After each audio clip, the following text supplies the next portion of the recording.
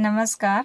आइए आज सुनते हैं मुंशी प्रेमचंद की लिखी कहानी समर यात्रा। आज सवेरे से ही गांव में हलचल मची हुई थी। कच्ची झोपड़ियां हंसती हुई जान पड़ती थी। आज सत्याग्रहियों का जत्था गांव में आएगा। कोदई चौधरी के द्वार पर चंदोवा तना हुआ है। आटा, घी, तरकारी, दूध और दही जमा किया जा रहा है। सबके चेहरों पर उमंग है, हौसला है, आनंद है। वही बिंदा आहिर जो दौरे के हाकिमों के पड़ाव पर पाव पाव भर दूध के लिए मुंह छिपाता फिरता था, आज दूध और दही के 2 मटके अहिराने से बटोर कर रख गया है। कुम्हार जो घर छोड़कर भाग जाया करता था, मिट्टी के बर्तनों का ढेर लगा गया है। गांव के नाई कहार सब आप ही आप दौड़े चले आ रहे हैं। अगर कोई प्राणी दुखी है तो वह है नोहरी बुढ़िया। वह अपनी झोपड़ी के द्वार पर बैठी हुई अपनी 75 साल की बूढ़ी सिकुड़ी हुई आंखों से यह समारोह देख रही है और पछता रही है। उसके पास क्या है जिसे लेकर कोदई के द्वार पर जाए और कहे, मैं यह लाई हूँ। वह तो दानों को मुहताज है। मगर नोहरी ने अच्छे दिन भी देखे हैं। एक दिन उसके पास धन जन सब कुछ था। गांव पर उसी का राज्य था। कोदई को उसने हमेशा नीचे दबाए रखा। वह स्त्री होकर भी पुरुष थी, पुरुष। उसका पति घर में सोता था और वह खेत में सोने जाती थी। मामले मुकदमे की पैरवी खुद ही किया करती थी। लेना देना सब कुछ उसी के हाथों में था। लेकिन वह सब कुछ विधाता ने हर लिया। ना धन रहा, न जन रहे। अब उनके नामों को रोने के लिए वही बाकी थी। आंखों से सूझता न था।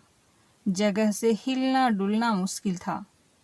किसी तरह जिंदगी के दिन पूरे कर रही थी और उधर कोदई के भाग्य उदय हो गए थे। अब चारों ओर से कोदई की पूछ थी, पहुंच थी। आज जलसा भी कोदई के द्वार पर हो रहा है। नोहरी को अब कौन पूछेगा?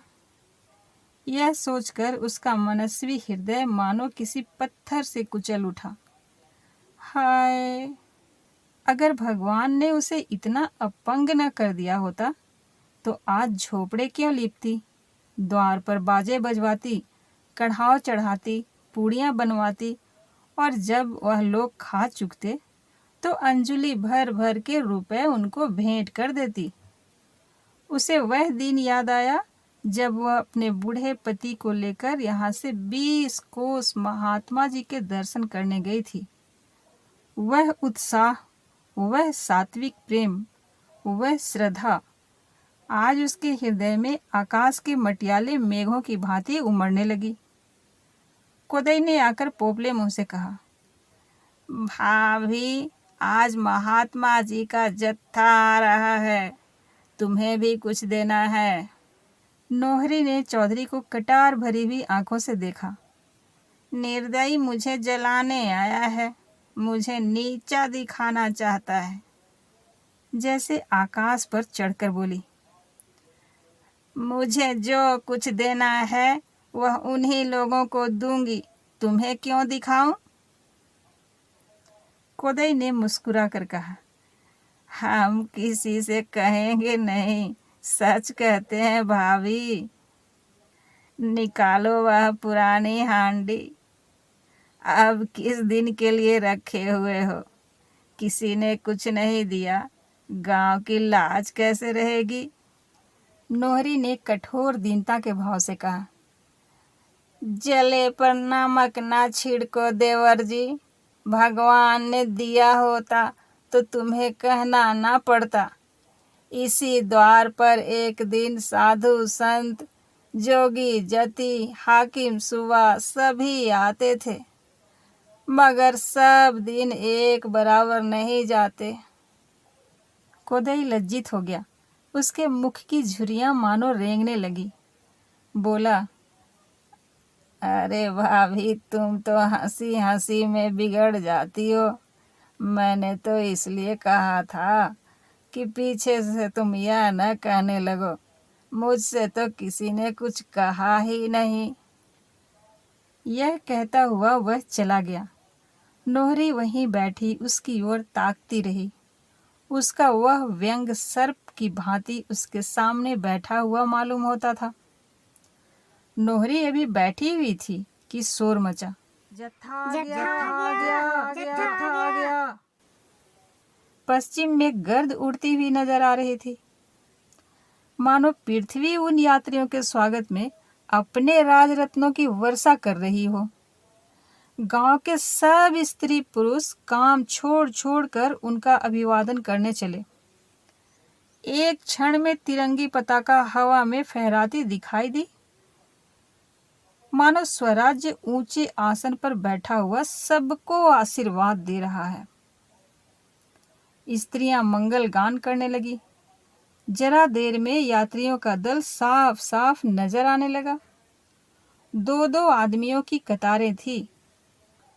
हर एक की देह पर खद्दर का कुर्ता था, सिर पर गांधी टोपी, बगल में थैला लटकता हुआ और दोनों हाथ खाली, मानो स्वराज्य का आलिंगन करने को तैयार हो। फिर उनका कंठ स्वर सुनाई देने लगा।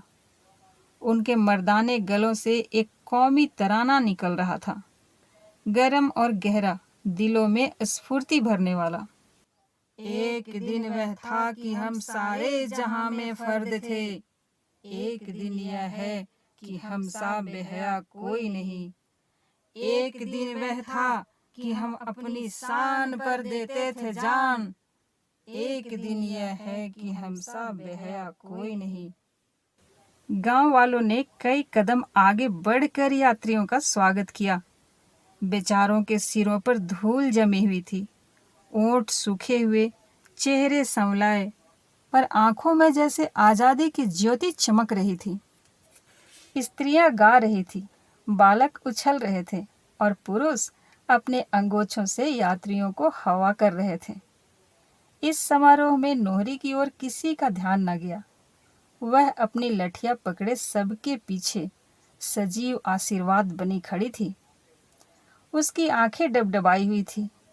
मुख से गौरव की एक ऐसी झलक आ रही थी, मानो यह कोई रानी है, मानो यह सारा गांव उसका है। वे सभी युवक उसके बालक हैं। अपने मन में उसने ऐसी शक्ति, ऐसे विकास, ऐसे उत्थान का अनुभव कभी न किया था। सहसा उसने लाठी फेंक दी और भीड़ को चीरती हुई यात्रियों के सामने आ खड़ी हुई। जैसे लाठी के साथ ही उसने बुढ़ापे और दुख के बोझ को भी फेंक दिया हो। वह एक पल अनुरक्त आंखों से आजादी के सैनिकों की ओर ताकती रही, मानो उनकी शक्ति को अपने अंदर भर रही हो। तब वह नाचने लगी।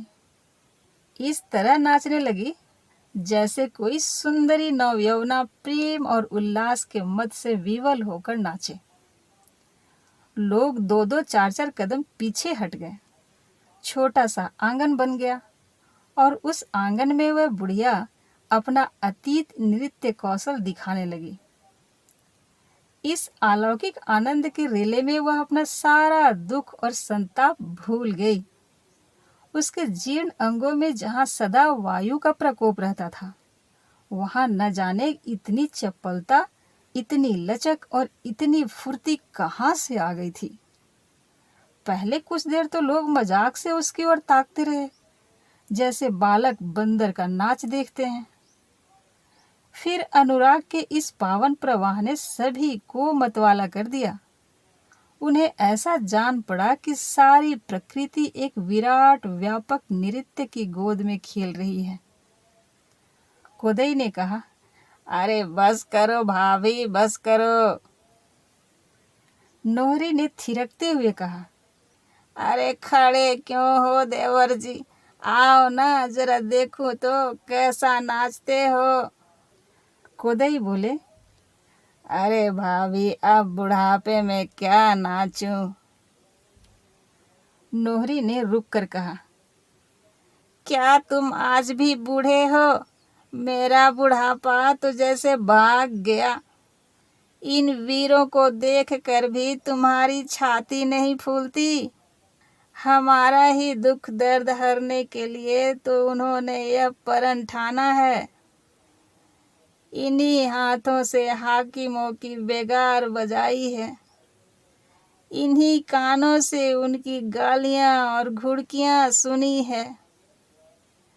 अब तो उस जोर जुल्म का नाश होगा। हम और तुम क्या अभी बूढ़े होने जोग थे? बोलो ईमान से, यहाँ इतने आदमी हैं, किसी ने इधर 6 महीने से पेट भर रोटी खाई है? घी किसी को सूंघने को मिला है? कभी नींद भर सोए हो? जिस खेत का लगान 3 रुपए देते थे, अब उसी के 9-10 देते हो। क्या धरती सोना उगलेगी? काम करते करते छाती फट गई। हम ही हैं कि इतना सह कर भी जीते हैं। दूसरा होता तो या तो मार डालता या मर जाता। धन्य है महात्मा और उनके चेले कि दीनों का दुख समझते हैं, उनके उद्धार का जतन करते हैं। और तो सभी हमें पीस कर हमारा रक्त निकालना जानते हैं। यात्रियों के चेहरे चमक उठे, हृदय खिल उठे, प्रेम की डूबी हुई ध्वनि निकली। एक दिन वह था कि पारस थी यहाँ की सरजमीन। एक दिन यह है कि यो बेदस्तोपा कोई नहीं। कोदई के द्वार पर मसाले जल रही थी। कई गांवों के आदमी जमा हो गए थे। यात्रियों के भोजन कर लेने के बाद सभा शुरू हुई। दल के नायक ने खड़े होकर कहा, भाइयों, आपने आज हम लोगों का जो आदर सत्कार किया, उसमें हमें यह आशा हो रही है कि हमारी बेड़ियां जल्द ही कट जाएंगी।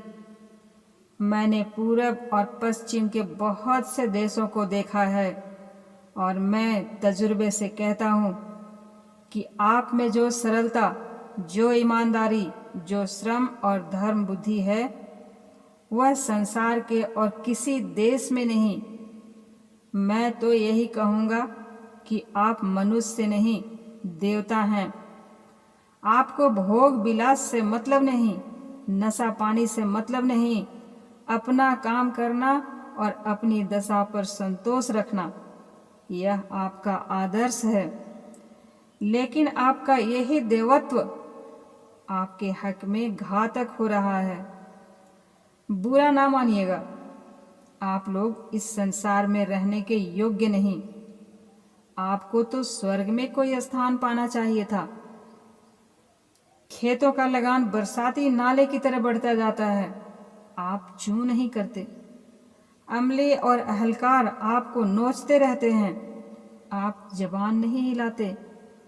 इसी का यह नतीजा हो रहा है कि आप लोग दोनों हाथों लूटे जा रहे हैं, पर आपको खबर नहीं। आपके हाथों से सभी रोजगार छीनते जाते हैं, आपका सर्वनाश हो रहा है, पर आप आंखें खोलकर नहीं देखते। पहले लाखों भाई सूत काट कर कपड़े बुनकर गुजर करते थे, अब सब कपड़ा विदेश से आता है। पहले लाखों आदमी यहीं नमक बनाते थे, अब नमक बाहर से आता है। यहाँ नमक बनाना जुर्म है।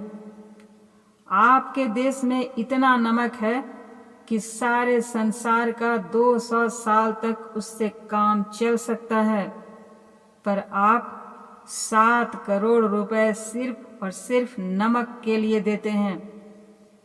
आपके उसरों में, झीलों में नमक भरा पड़ा है, पर आप उसे छू नहीं सकते। शायद कुछ दिनों में आपके कुओं पर भी महसूल लग जाए। क्या आप अब भी वह अन्याय सहते रहेंगे? एक आवाज आई, हम किस लायक हैं? यही तो आपका भ्रम है। आप ही की गर्दन पर इतना बड़ा राज्य थमा हुआ है। आप ही इन बड़ी बड़ी फौजों, इन बड़े बड़े अफसरों के मालिक हैं, मगर फिर भी आप भूखों मरते हैं, अन्याय सहते हैं, इसलिए कि आपको अपनी शक्ति का ज्ञान नहीं। यह समझ लीजिए कि संसार में जो आदमी अपनी रक्षा नहीं कर सकता, वह सदैव स्वार्थी और अन्यायी आदमियों का शिकार बना रहेगा। आज संसार की सबसे बड़ा आदमी अपने प्राणों की बाजी खेल रहा है। हजारों जवान अपनी जानें हथेली पर लिए आपके दुखों का अंत करने के लिए तैयार हैं। जो लोग आपको असहाय समझकर दोनों हाथों से आपको लूट रहे हैं, वह कब चाहेंगे कि उनका शिकार उनके मुंह से छिन जाए। वे आपके इन सिपाहियों के साथ जितनी शक्तियां कर सकते हैं कर रहे हैं, मगर हम लोग सब कुछ सहने को तैयार हैं। अब आप सोचिए कि क्या आप हमारी कुछ मदद करेंगे या कायरों की तरह बैठे हुए तकदीर को कोसते रहेंगे। ऐसा अवसर फिर शायद कभी ना आए। अगर इस वक्त चूके तो फिर हमेशा हाथ मलते रहिएगा। हम न्याय और सत्य के लिए लड़ रहे हैं, इसलिए न्याय और सत्य के ही हथियारों से हमें लड़ना है। हमें ऐसे वीरों की जरूरत है जो हिंसा और क्रोध को दिल से निकाल डाले और ईश्वर पर अटल विश्वास रखकर धर्म के लिए सब कुछ सह सके। बोलिए, क्या आप मदद कर सकते हैं? कोई आगे नहीं बढ़ता, सन्नाटा छाया रहता है। एकाएक शोर मचा, पुलिस पुलिस आ गई, पुलिस। पुलिस का दारोगा कांस्टेबलों के एक दल के साथ आकर सामने खड़ा हो गया। लोगों ने सहमी हुई आंखों और धड़कते हुए दिलों से उनकी ओर देखा और छिपने के लिए बील खोजने लगे। दारोगा जी ने हुक्म दिया, मार कर भगा दो इन बदमाशों को। कांस्टेबलों ने अपने डंडे संभाले, मगर इससे पहले कि वे किसी पर हाथ चलाएं, सभी लोग हुर्र हो गए। कोई इधर से भागा, कोई उधर से। भगदड़ मच गई। 10 मिनट में वहां गांव का एक आदमी भी न रहा। हाँ, नायक अपने स्थान पर अब भी खड़ा था और जत्था उसके पीछे बैठा हुआ था। केवल कोदई चौधरी नायक के समीप बैठे हुए धीर आंखों से भूमि की ओर ताक रहे थे। दारोगा ने कोदई की ओर कठोर आंखों से देखकर कहा, क्यों रे कोदैया, तूने इन बदमाशों को क्यों ठहराया यहाँ? कोदई ने लाल लाल आंखों से दारोगा की ओर देखा और जहर की तरह गुस्से को पी गए। आज अगर उनके सिर पर गिरहस्ती का बखेड़ा ना होता, लेना देना ना होता, तो वह भी इसका मुंह तोड़ जवाब देते। जिस गिरहस्ती पर उन्होंने अपने जीवन के 50 साल होम कर दिए थे, वह इस समय एक विषैले सर्प की भांति उनकी आत्मा में लिपटी हुई थी। कोदई ने अभी कोई जवाब न दिया था कि नोहरी पीछे से आकर बोली, क्या लाल पगड़ी बांधकर तुम्हारी जीभ ऐंठ गई है? कोदई क्या तुम्हारे गुलाम हैं कि कोदैया कोदैया कर रहे हो? हमारा ही पैसा खाते हो और हम ही को आंखें दिखाते हो। तुम्हें लाज नहीं आती? नोहरी इस वक्त दोपहरी की धूप की तरह कांप रही थी। दारोगा एक क्षण के लिए सन्नाटे में आ गया, फिर कुछ सोचकर और औरत के मुंह लगना अपनी शान के खिलाफ समझकर कोदई से बोला, यह कौन शैतान की खाला है कोदई? खुदा का खौफ न होता तो इसकी जबान तालू से खींच लेता। बुढ़िया लाठी टेक कर दरोगा की ओर घूमती हुई बोली, क्यों खुदा की दुहाई देकर खुदा को बदनाम करते हो? तुम्हारे खुदा तो तुम्हारे अफसर हैं, जिनकी तुम जूतियां चाटते हो। तुम्हें तो चाहिए था कि डूब मरते चुल्लू भर पानी में। जानते हो यह लोग जो यहाँ आए हैं कौन हैं? यह वह लोग हैं जो हम गरीबों के लिए अपनी जान तक देने को तैयार हैं। तुम उन्हें बदमाश कहते हो।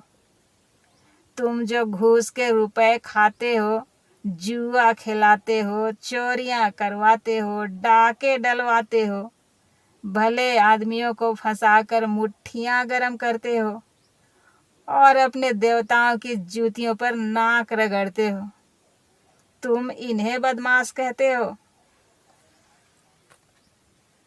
नोहरी की तीक्ष्ण बातें सुनकर बहुत से लोग जो इधर उधर दबक गए थे फिर जमा हो गए। दारोगा ने देखा भीड़ बढ़ती जाती है तो अपना हंटर लेकर उन पर पिल पड़े। लोग फिर तितर बितर हो गए। एक हंटर नोहरी पर भी पड़ा।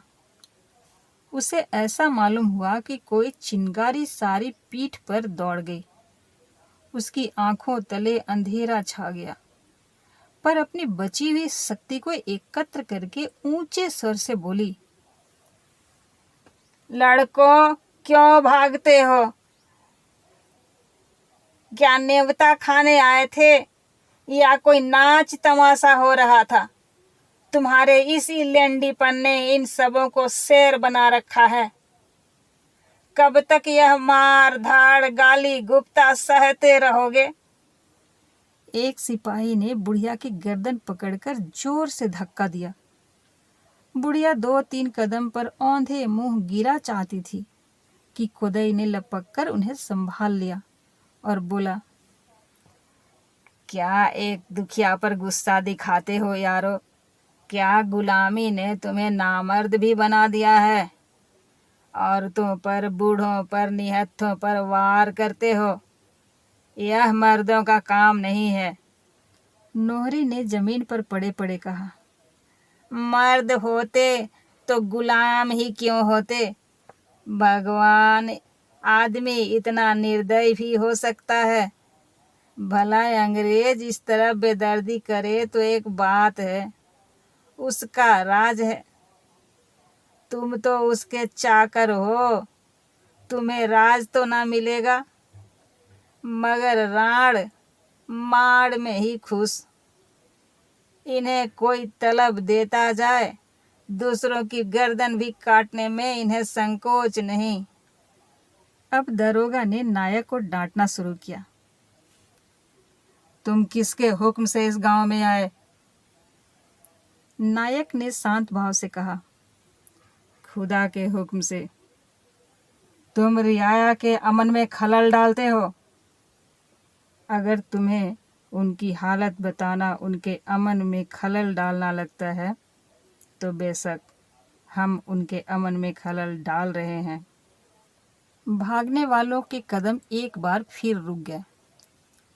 कोदई ने उनकी ओर निराश आंखों से देखकर कांपते हुए स्वर में कहा, भाइयों, इस वक्त कई गांव के आदमी यहाँ जमा हैं। दारोगा ने हमारी जैसी बेआबरूई की है, क्या उसे सहकर तुम आराम की नींद सो सकते हो? इसकी फरियाद कौन सुनेगा? हाकिम लोग क्या हमारी फरियाद सुनेंगे? कभी नहीं। आज अगर हम लोग मार डाले जाएं तो भी कुछ ना होगा। यह है हमारी इज्जत और आबरू। थोड़ी है ऐसी जिंदगी पर।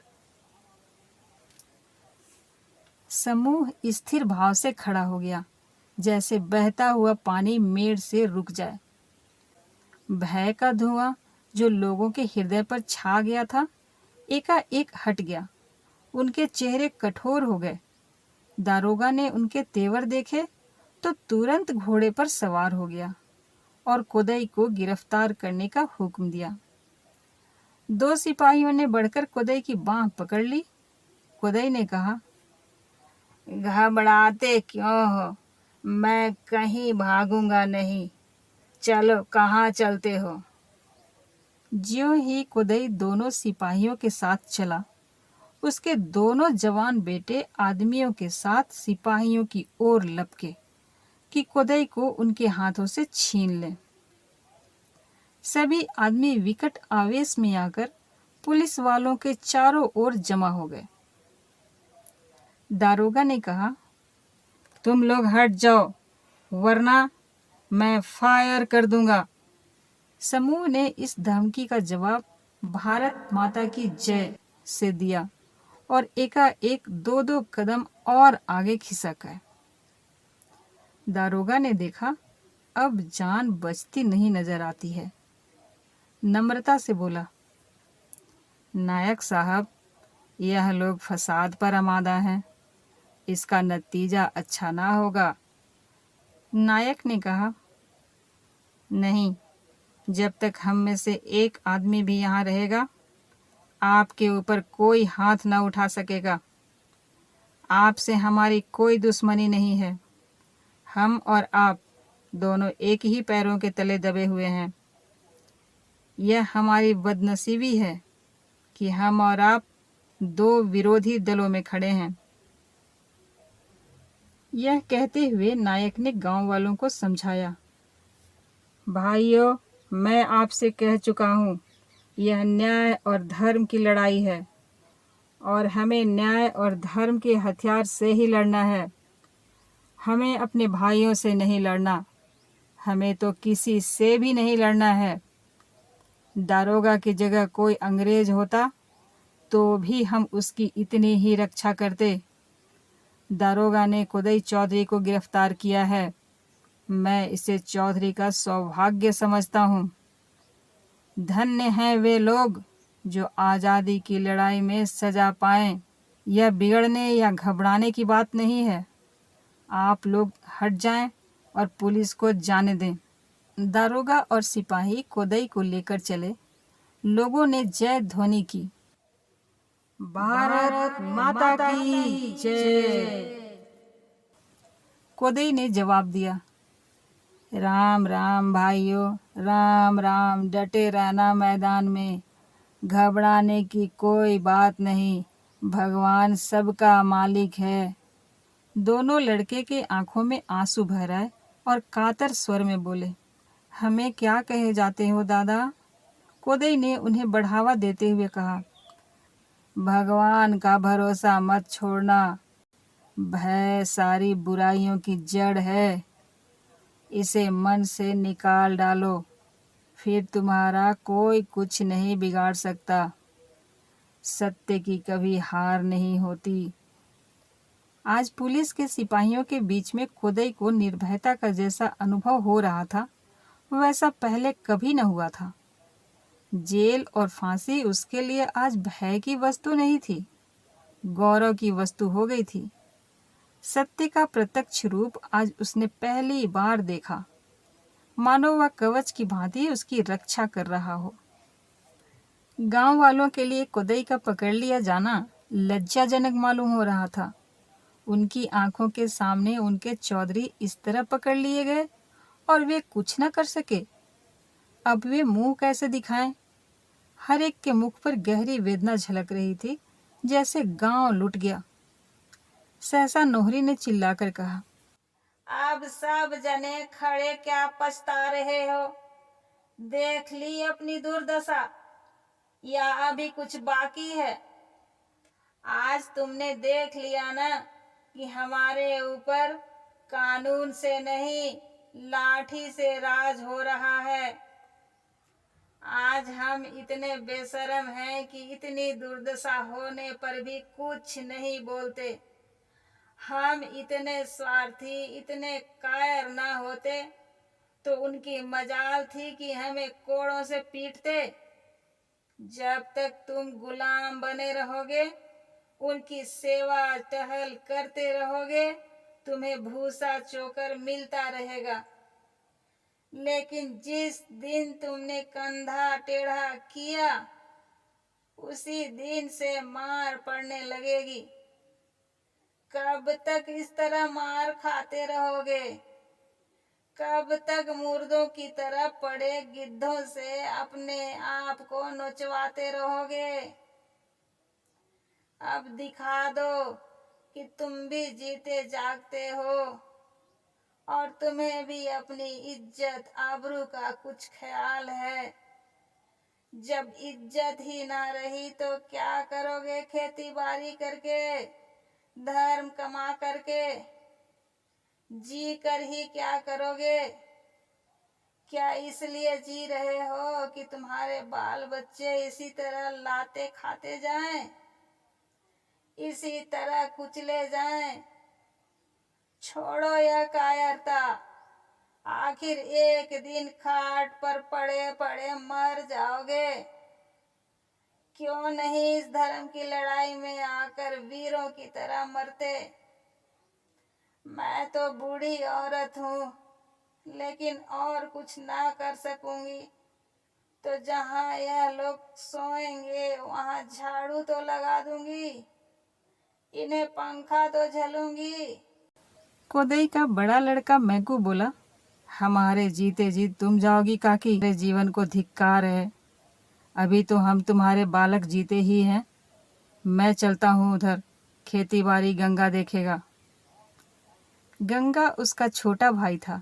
बोला, भैया तुम यह अन्याय करते हो, मेरे रहते तुम नहीं जा सकते।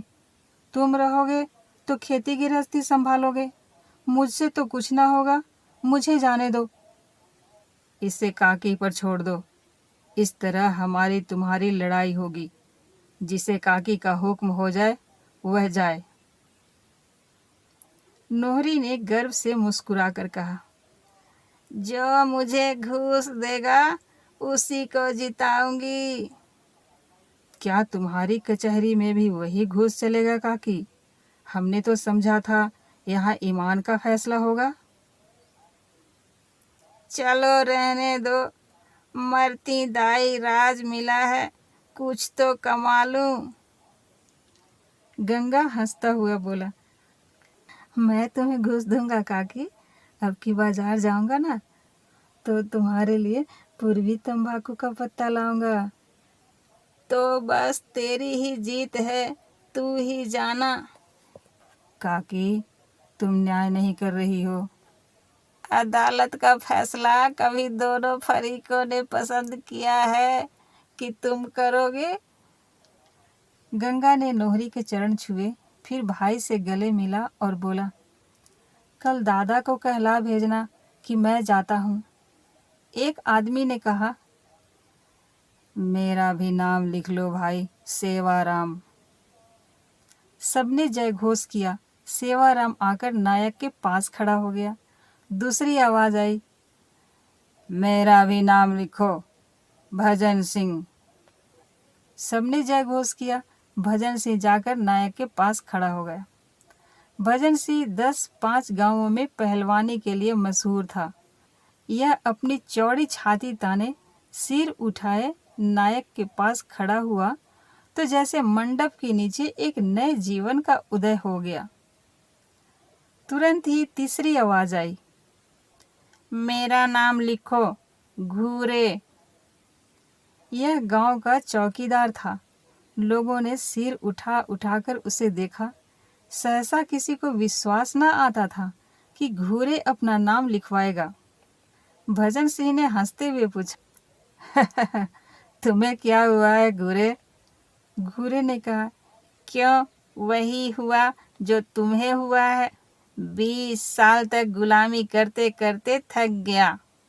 फिर आवाज आई, मेरा नाम लिखो, काले खां।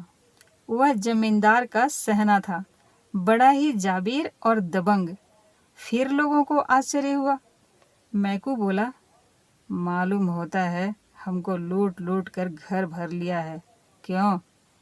काले खां गंभीर स्वर में बोला, क्या जो आदमी भटका रहे उसे कभी सीधे रास्ते पर ना आने दोगे भाई? अब तक जिसका नमक खाता था उसका हुक्म बजाता था, तुमको लूट लूट कर उसका घर भरता था। अब मालूम हुआ कि मैं बड़े भारी मुगालते में पड़ा हुआ था। तुम सब भाइयों को मैंने बहुत सताया है, अब मुझे माफ़ी दो। पांचों रंगरूट एक दूसरे से लिपटते थे उछलते थे, चीखते थे, मानो उन्होंने सचमुच स्वराज्य पा लिया हो और वास्तव में उन्हें स्वराज्य मिल गया था। स्वराज्य चित्त की वृत्ति मात्र है। ज्यों ही पराधीनता का आतंक दिल से निकल गया, आपको स्वराज्य मिल गया। भय ही पराधीनता है, निर्भयता ही स्वराज्य है। व्यवस्था और संगठन तो गौण हैं। नायक ने उन सेवकों को संबोधित करके कहा, मित्रों, आप आज आज़ादी के सिपाहियों में आ मिले। इस पर मैं आपको बधाई देता हूँ। आपको मालूम है हम किस तरह लड़ाई लड़ने जा रहे हैं। आपके ऊपर तरह तरह की सख्तियाँ की जाएंगी, मगर याद रखिए, जिस तरह आज आपने मोह और लोभ का त्याग कर दिया है, उसी तरह हिंसा और क्रोध का भी त्याग कर दीजिए। हम धर्म संग्राम में जा रहे हैं। हमें धर्म के रास्ते पर जमा रहना होगा। आप इसके लिए तैयार हैं? पांचों ने एक स्वर में कहा, तैयार हैं। नायक ने आशीर्वाद दिया, ईश्वर आपकी मदद करे। उस सुहावने सुनहले प्रभात में जैसे उमंग घुली हुई थी। समीर के हल्के हल्के झोंकों में, प्रकाश की हल्की हल्की किरणों में उमंग सनी हुई थी। लोग जैसे दीवाने हो गए थे, मानो आज़ादी की देवी उन्हें अपनी ओर बुला रही हो। वही खेत खलिहान हैं, वही बाग बगीचे हैं, वही स्त्री पुरुष हैं, पर आज के प्रभात में जो आशीर्वाद है, जो वरदान है, जो विभूति है, वह और कभी न थी। वही खेत खलिहान, बाग बगीचे, स्त्री पुरुष आज एक नई विभूति में रंग गए हैं। सूर्य निकलने के पहले ही कई हजार आदमियों का जमाव हो गया था। जब सत्याग्रहियों का दल निकला तो लोगों की मस्तानी आवाज में आकाश गूंज उठा। नए सैनिकों की विदाई, उनकी रमणियों का कातर धैर्य, माता पिता का आर्द्र गर्व, सैनिकों के परित्याग का दृश्य लोगों को मस्त किए देता था। सहसा नोहरी लाठी टेकती हुई आकर खड़ी हो गई। मैकू ने कहा, काकी, हमें आशीर्वाद दो। मैं तुम्हारे साथ चलती हूँ बेटा, कितना आशीर्वाद लोगे? कई आदमियों ने एक स्वर से कहा, काकी, तुम चली जाओगी तो यहाँ कौन रहेगा? नोहरी ने शुभकामना से भरे हुए स्वर में कहा, भैया, जाने के तो अब दिन ही हैं। आज न जाऊंगी, 2-4 महीने बाद जाऊंगी। अभी जाऊंगी तो जीवन सफल हो जाएगा। 2-4 महीने खाट पर पड़े पड़े जाऊंगी तो मन की आस मन में ही रह जाएगी। इतने बालक हैं, इनकी सेवा से मेरी मुकुट बन जाएगी। भगवान करे तुम लोगों के सुदिन आए और मैं अपनी जिंदगी में तुम्हारा सुख देख लूं। यह कहते हुए नोहरी ने सबको आशीर्वाद दिया और नायक के पास जाकर खड़ी हो गई। लोग खड़े देख रहे थे और जत्था गाता हुआ जाता था। एक दिन वह था कि हम सारे जहां में फर्द थे। एक दिन यह है कि हम सा बेहया कोई नहीं। नोहरी के पांव जमीन पर न पड़ते थे, मानो विमान पर बैठी हुई स्वर्ग में जा रही हो। अभी आप सुन रहे थे मुंशी प्रेमचंद की लिखी कहानी समर यात्रा। हम फिर मिलते हैं अगले वीडियो में एक नई कहानी के साथ। धन्यवाद।